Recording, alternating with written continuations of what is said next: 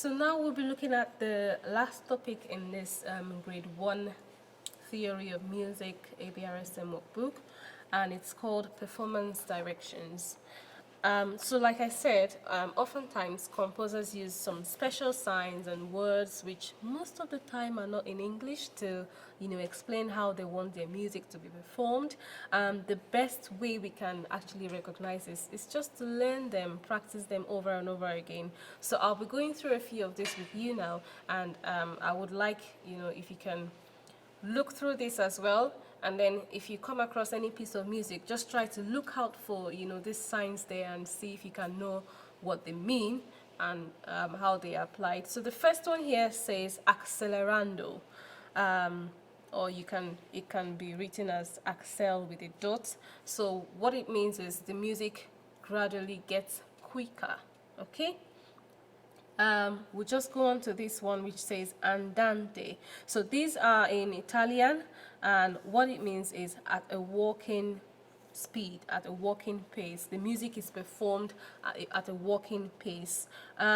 Sometimes you can have, like a sign like this. So this is a repeat. It's a sign which says that you need to repeat from where this sign is. Okay. So it says dal segno or DS. So that means that you need to repeat from where this sign is. Okay. So that's basically what this means. Now, sometimes you have like an F. It's an F, but then it's in bold and it's written in italics sort of.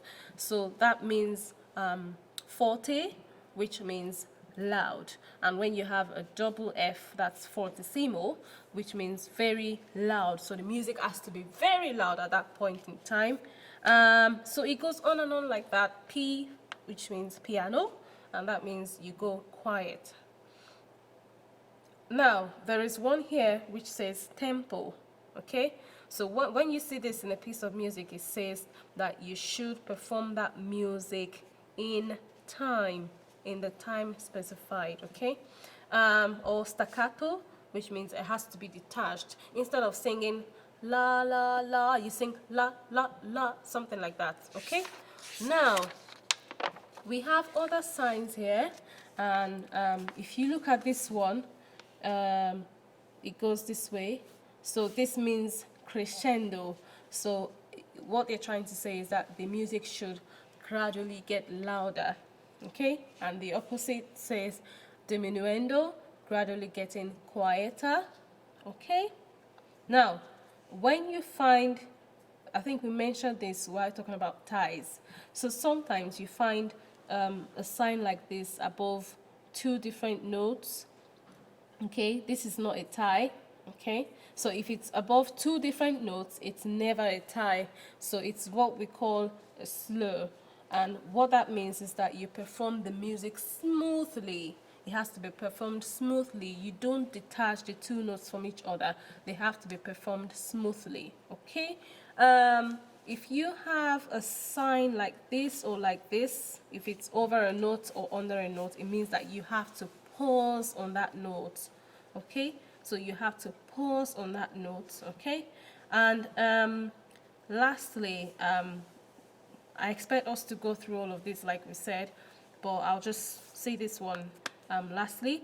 So if you have, at the end of a double bar line, if you have like a dot in the second and third space, so what that means is that you need to repeat that section.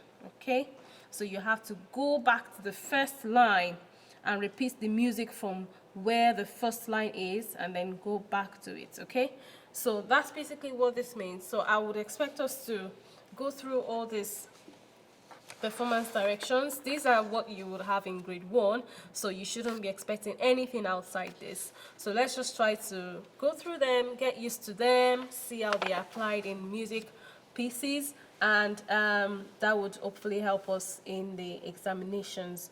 I wish you all the very best, and God bless you.